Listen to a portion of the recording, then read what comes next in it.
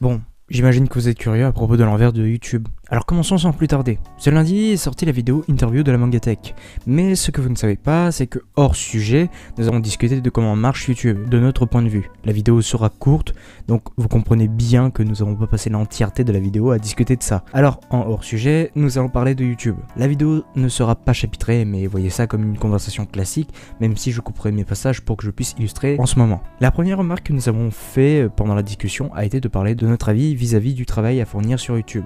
Bah, en fait, je pense que après, c'est un peu la vision que j'avais quand j'étais pas encore sur YouTube et que je regardais des vidéos sur YouTube. Je pensais que c'était si simple. J'étais tellement con à l'époque. Je me disais, oh bah ça va, ils allument leur caméra, ils parlent, ils postent et puis basta. Mais non, c'est tellement plus complexe, c'est tellement plus vaste le monde de YouTube. Vous imaginez même pas.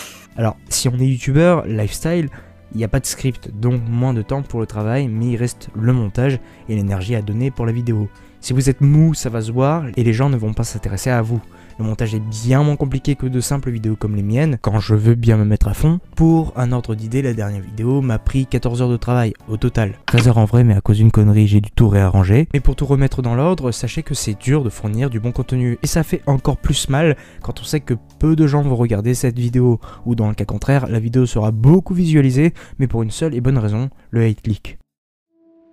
Si vous êtes au courant sur ma chaîne, vous êtes sûrement au courant que j'ai fait du bruit pour avoir critiqué le petit jeu Mythopia. La raison de ces critiques était la douille monumentale d'un jeu facilement finissable, en à peine une dizaine d'heures, pour un prix de 60 €. Donc oui, il y a eu de la mauvaise foi, mais le jeu ne m'était pas du tout dédié. Et pour cause, ce n'est pas le premier RPG que j'ai fait. J'ai fait Persona 5, 4, Shin Megami Tensei 3 et plein d'autres.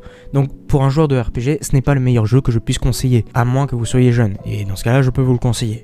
Mais je ne vais pas m'étendre sur ce sujet, je vous laisse voir la vidéo critique ou bien de voir le début de ma vidéo sur Scarlet Nexus où j'ai fait une rétrospective sur la vidéo que j'ai faite. Mais pour revenir sur les discussions, Quentin a eu les mêmes problèmes vis-à-vis d'un manga.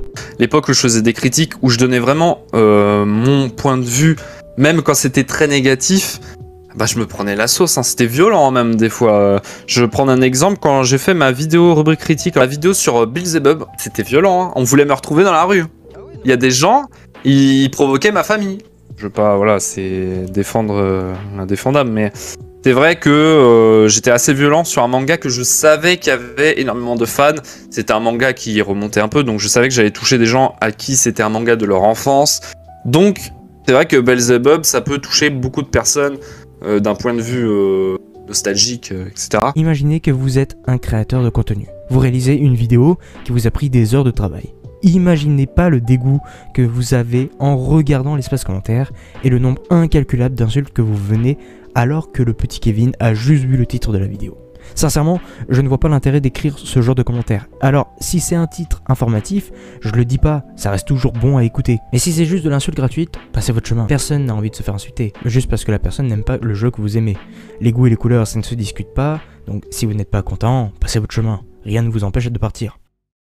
J'aimerais conclure cette vidéo sur un point plus calme, mais qui nécessite que vous soyez attentif sur ce sujet. Si vous êtes décidé à devenir à plein temps youtubeur, préparez votre mental. Un youtubeur devient connu quand il réussit à forger son mental face aux critiques. Si c'est le cas, allez-y, n'ayez pas peur. Mais si c'est l'inverse, patientez, construisez-la et soyez patient. Mûrissez dans vos idées ou dans vos pensées. Croyez-moi, ça va énormément vous aider dans votre avenir. Merci d'avoir regardé cette vidéo. Alors j'espère qu'elle vous a plu. En tout cas, je ferai en sorte de prendre en compte tous vos youtubeurs à interviewer, même si elle a été courte. J'espère que la vidéo vous aura apporté les informations nécessaires si vous voulez même vous mettre à fond sur YouTube. Moi en tout cas, je vous laisse et je vous dis à très bientôt pour une prochaine vidéo. C'était Nelive, ciao.